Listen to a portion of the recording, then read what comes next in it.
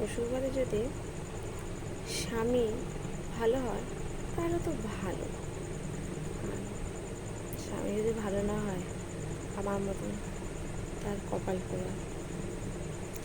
কারণ শ্বশুর শাশুড়িকে নিয়ে কেউ সংসার করে না, সংসারটা কিন্তু স্বামীকে নিয়েই করে।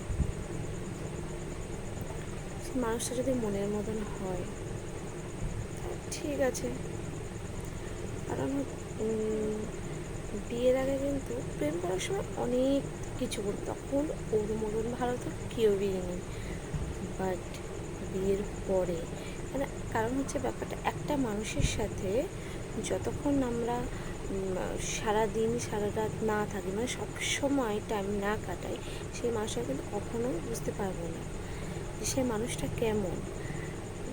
প্রেম যখন করা হয় তখন কি জাস্ট কিছুটা টাইম স্পেন্ড করা হয় তার সাথে, রোজ না দেখালেও সপ্তাহে 2-3 বার, সেটা আমি বোঝা যায় না যে মানুষ কীরকম।